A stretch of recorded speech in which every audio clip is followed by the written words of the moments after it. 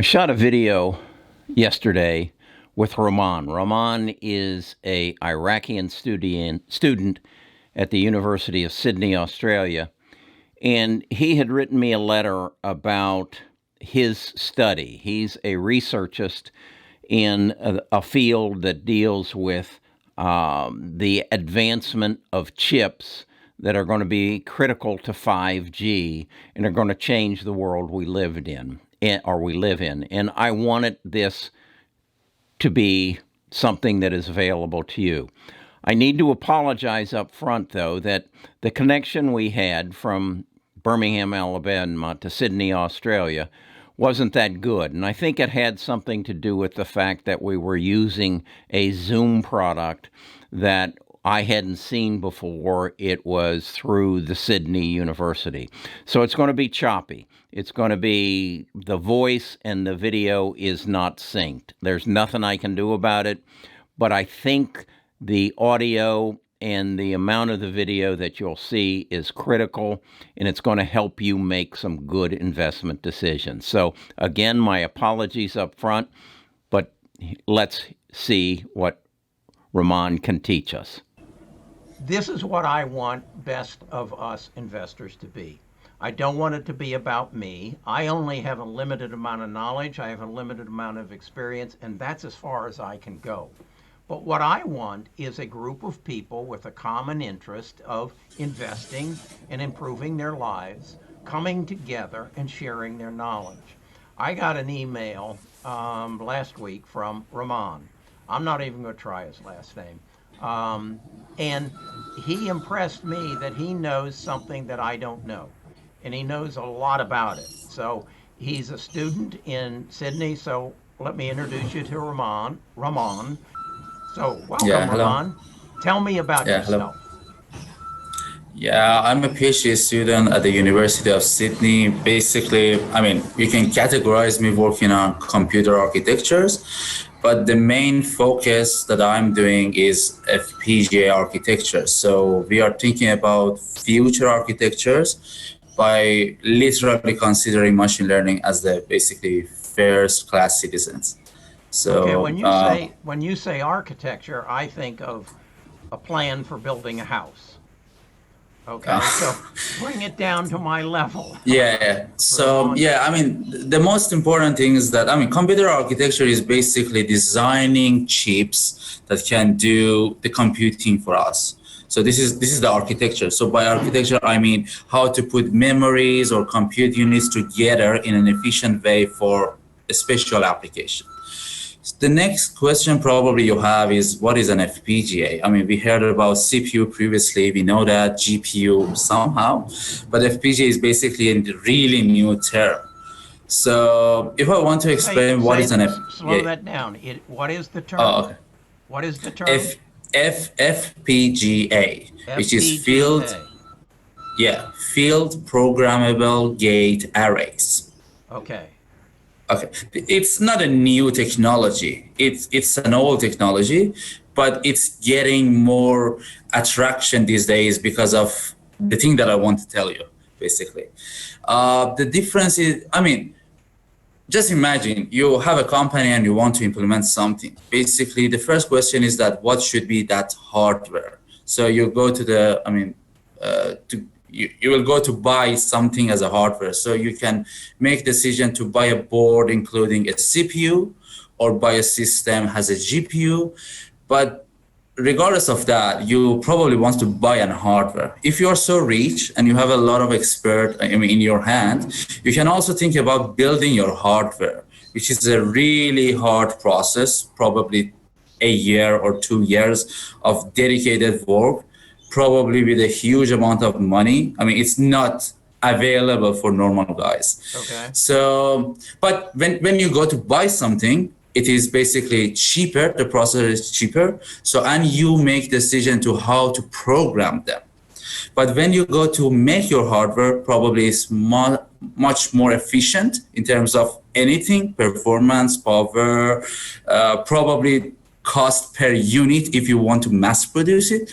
But you should make decision to how to first design the hardware, implement it, fabricate it, probably preparing a software for that. Okay. So FPGA comes here to make a middle in these two extreme ways. So if you want your cost, it's I can describe it as a Terminator.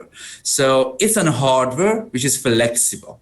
You can first write a code for that to make decision what should it be. You make decision by your description that what is its architecture, then you can write your program.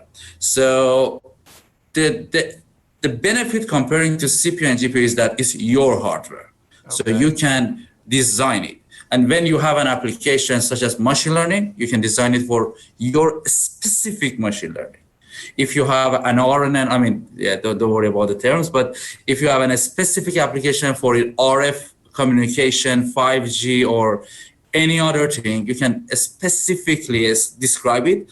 So in terms of performance, you have more performance definitely comparing to the CPU implementation when parallelism is available.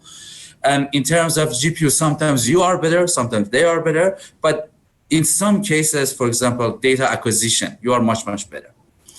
And also it is flexible. So in some application like 5G, when you want to modify something in terms of hardware, you cannot make it cheap and then update it when it is, it's installed somewhere. But FPGAs, you can upgrade them in few seconds. So hardware changes to something else or an upgrade, and it's really good for application that they change during the time. Any hardware policy, any networking policy changes, and you can upgrade it. You can upgrade your IOs rapidly, and the development time is easier. But the good point is that if you want to do that, it's much cost efficient compared to an ASIC process. So you can buy FPGA, just hire someone like me to create the hardware for you, and then it takes months to have a output, to have a hardware to implement. Okay, give me an idea. Who's the beneficiary of this new technology? Who is? Okay. Yeah, the old beneficiary, from the history are the people who want to make a proof of concept of a hardware. So they can create their design, which they can do the process of ASIC over that. But first, they can apply it on an FPGA to see if their hardware is working, if there is any bug there or anything like that. So if someone wants to have a proof of concept, they are welcome. The other thing which are so interested in are network guys. The reason is that in a CPU or in a GPU, connecting to IOs are quite difficult. So there are some communication between different IOs to provide the data in a memory, some data movement. But in FPGA, you can directly connect your IO to the chip.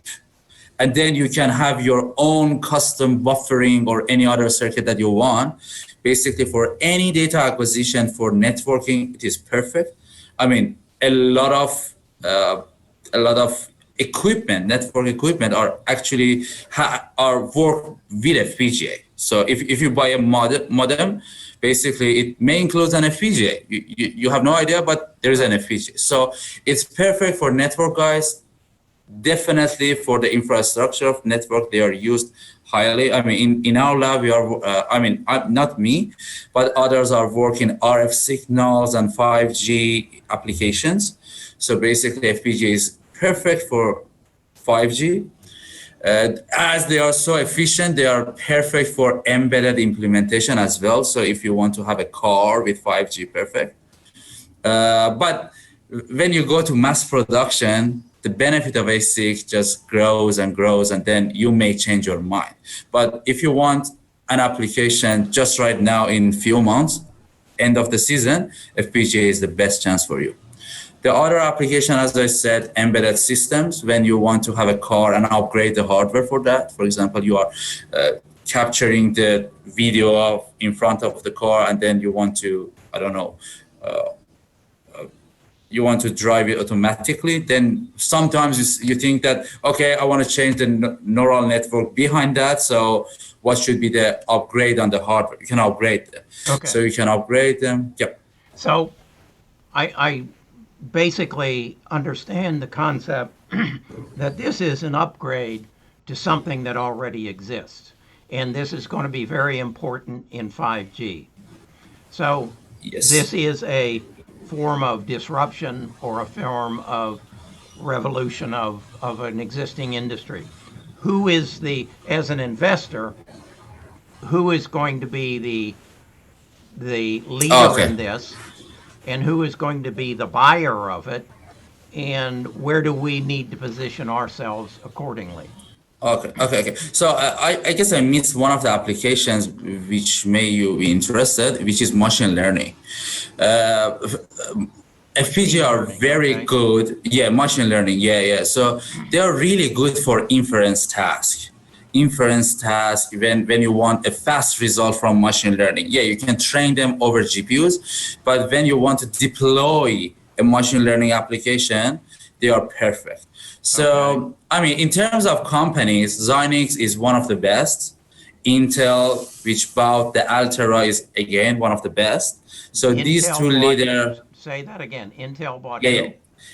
who? Intel bought Altera a few years ago. Altera. Okay. Altera, yeah. So now Altera is part of Intel now. Okay. And now it seems that ARM want to buy Xilinx, which They all, Xilinx is an, you're saying Xilinx, which is XLNX, and I noticed in the last 3 days its price went up from yeah, 104 I to guess 118. 40%. Okay. Yeah. Now, So, give me an idea. Why did that happen in the last 3 days? Did you tell this to somebody else? yeah, I bought it. I bought their stock Oh, actually. you bought the yeah, stock. You're the one I, who drove the price up, huh? I mean, before that, yeah, I was lucky. yeah. Okay. So, yeah, So the main leader, are they a yeah. target? Are they somebody that is going to be bought by Microsoft or Intel or Google, or you tell me? I mean, myself, I was thinking that Xilinx is its own a good company. They don't need to sell it themselves. Okay. I don't believe that they need to do that because they are making money. They have new FPGAs. You know, I'm working on new FPGAs, and you know, when we publish something, we hear that their architecture is following something like that. So we believe that they are doing well. I mean, they are Zionists. We believe them Okay. definitely, and they are competing with Intel. So it's tough, and they are competing well. I don't believe that they are working bad. So I So guess wait a if second. So that I'm sure they're competing with Intel, and yes, who else are they competing with? there are some small companies. These two are definitely majority of the market. Okay. By majority, I mean probably 90% are among these two. Okay. If I'm going to buy one or the other at the current price level, obviously you thought um, Xilinx was the better buy because that's what you bought. Do you still feel that way, or do I need to own them both? I mean, I don't invest a lot, so I don't have a lot of money to lose. But Understood. But I guess Intel is making money more from other places. So Okay. their FPGA is not a big part, and also it seems that Xilinx, because they are so concentrated in that area, so they Okay. are working better to me, and they have a good market in China. So I mean, I don't know about this big trade problem. Yeah. So Yeah. probably it will affect them because they are selling a lot of chips to China for 5G and these kind of things. They Okay. don't have their own FPGA. So I mean, as far as I know, maybe they have. I don't know. Now let me just But play yeah, back something you said that yeah. I can relate to. You said that you could put this Xilinx chip into something, and it has the ability to gather data, but it also has the ability through machine learning to interpret that data right then and there to make good Exactly, decisions. Now, exactly. okay, so what that means to me is, me being elder, what is much more important to me than to you is my health. So you're saying that I might have something in my home that could read my heart rate, could read my sugar levels, and it through machine learning could interpret what it read and make a good decision, as well as to send it out into the cloud where it even could be maybe interpreted even further. Is that kind of a take on it? So yeah, exactly. And if you want to imagine where you can find FPGA in future, probably in your cell phone, in your computers, in your servers, in your gadgets, all of them. I mean, in servers we have Azure, Microsoft Azure. They provide FPGA over cloud. We have Amazon as well. So you can use FPGA as a service in server now. You may have it in your future cell phones, because just imagine if you have an application that requires this kind of neural network, and then in next application you need the other one. And I mean, I don't know if it is now we are using probably next year's 5G, but what about next one? So Do we need to just because of this technology, they will interact with each other, and artificial intelligence, machine learning will become a reality. Yeah. I guess I should add something that I'm not saying that FPGAs are better than GPUs or CPU system. Any application should be considered how we should implement them.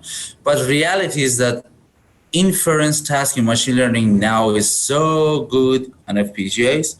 So we really like to sell it as this, I mean, for this application.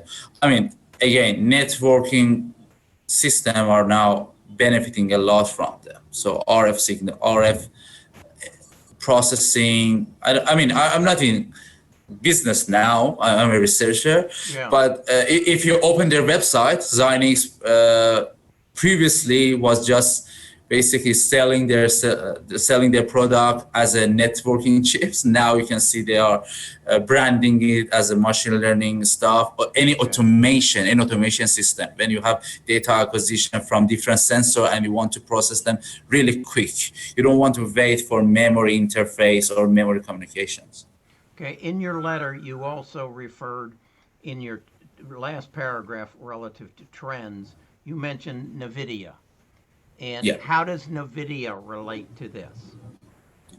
So the good point is that why Intel bought Altera a few years ago, because Intel has its own CPU systems, their own server stuff, and they have their own GPU actually. They don't have real discrete GPU IC, but they have GPU on their CPU chip. So my question, I mean, at the beginning of my PhD, I was starting to think that why about it? There should be a reason. Intel is not dumb, so there should be a reason. And as we know, Intel is working on a project with the name of OpenVINO. It's a tool that says that right. Yeah. There's a tool. There's a tool with the name of OpenVINO. OpenVINO. Okay. Yeah. VINO. Like so this project. Yeah. this project is basically says that write your code and then choose your hardware. We will compile it for your hardware. So Intel now supports CPU, their GPU or their accelerator, and basically the FPGA implementation. So you can choose your hardware and done. By click, done. I mean, probably in terms of performance, they have to do a lot, but it's really easy. Working with FPGA is tough. It's not easy. You need to hire an FPGA guy which has experience more than definitely 3-4 years. So it's not easy. Is that a barrier to entry? It's the biggest barrier. Yes. Okay. So the companies are working a lot to make it easier. It's the biggest barrier. Let me play that back to you. Because of that barrier, Xilinx might not be the choice, but maybe Intel. No. They have their own. No. They have their. Xilinx also has their own tools, which are trying to make it easy, but there is a lot to do. It's not ready. It's not ready.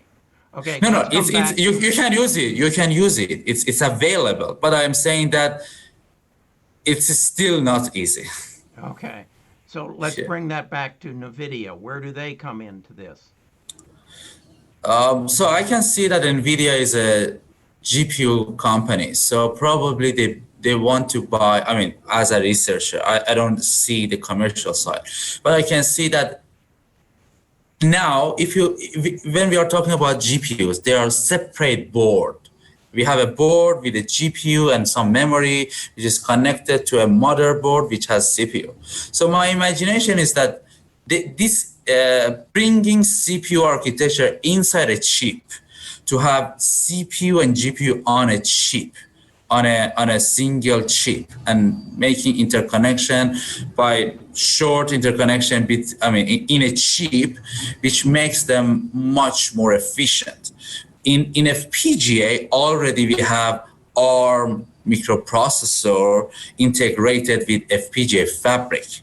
So we have that integration already in FPGAs. So I guess Nvidia has an idea, at least to try. I mean, I'm not sure what they are doing in their research group, but definitely they are thinking about integrating CPU architecture inside their chip with GPU to have a good communication system there. And then you can accelerate very much, because if GPUs now are basically rely on PCI Express communication between CPU and GPU board, which is a barrier for low latency application. By low latency, I mean quick application, when you want the result as quick as you want. Okay. Let me give you my takeaway. Yeah. I think you're telling me that we are going into a new developmental stage or a new implementing stage of chips within the Internet of Things. And we are upgrading. And the companies leading this are Nvidia, Xilinx, and what was the third one we were talking about? Oh, You mean Intel. Okay. And they're all doing something a little bit different, but they're all headed in the same direction to make the Internet of Things faster, quicker, and be able to think on its own. They're trying to put a human mind in every application within my house, within my car, within airplanes, within my phone, that it actually thinks for itself and then feeds me better advice. And these are not applications or competitors for my favorite stocks of Apple, Google, Amazon. These people will actually help my favorite stocks get to where they want to go faster. Yeah. I mean, it is the general. Yeah. I mean, you should also add that even Facebook, Apple are working on FPGA as well, because I know my friends are working. At least Facebook, I know. So they are working on that. IBM is also working. So Microsoft working. So FPGA is not new. It's going to be in cars, going to be in your gadgets, everywhere. Okay. They are so efficient and so flexible. We can trust on them. Yeah. Okay. Wow. Just another point. I guess I have another point. I guess I talk about FPGA because they are old enough to brand them as a single path. But in future, probably the flexibility that FPGA provide, it's high. In some application, you sometimes want to be more like an ASIC implementation, like to have your own IC, be more specific, be more efficient.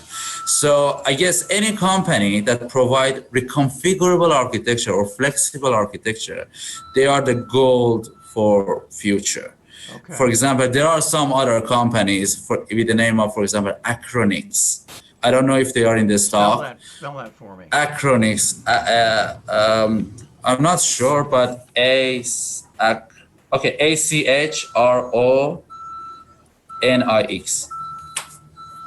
Acronix, or any other company that they are working on reconfigurable architecture or future. We have two other new trends, eFPGA and eASIC. I mean, I don't know about their future, but eFPGA means embedding FPGA architecture in ASIC, and eASIC means embedding ASICs in FPGA architectures. So any mixture of them would be a future. Yeah, Okay. future. Both Xilinx and Intel are working on that as well. Okay. Ron, we're going to have you back. Okay. Yeah. If you care to, because truly this is cutting edge stuff. If there were 10,000 people in a room, there's probably going to be two of you who will really understand what this is all about.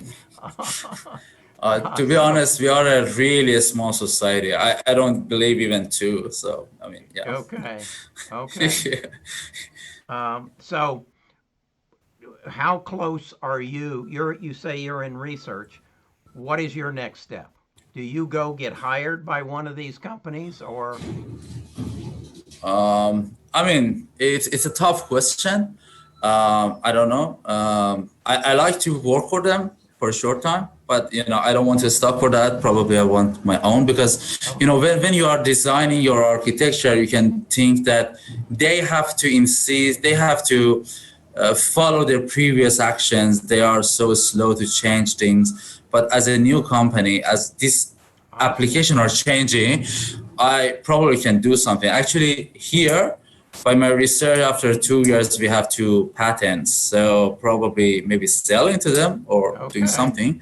Right. Yeah. Another patent is also coming. So yeah, let's see. Are you a member of our Discord? Yeah, sure. Yeah. Okay. So what is your handle on the Discord? What I mean, if somebody wants to ask you a question, how do they? What do they find you under? you mean the Discord, yeah? About Yeah. What's your name on the Discord? I'm not sure. Is it Ram? Ram? It should be Ramin. I will tell you. I'm not sure about that. Okay. Yeah, I just Well, it's auto signing. I don't It's watch auto-sign. my ID Okay. actually. So I guess my message is, if you got more questions for Ram, find him on the Discord. He's a member of the tribe. And most importantly, I want to just once again reemphasize, this is what I was hoping for when I started Best of Us Investors.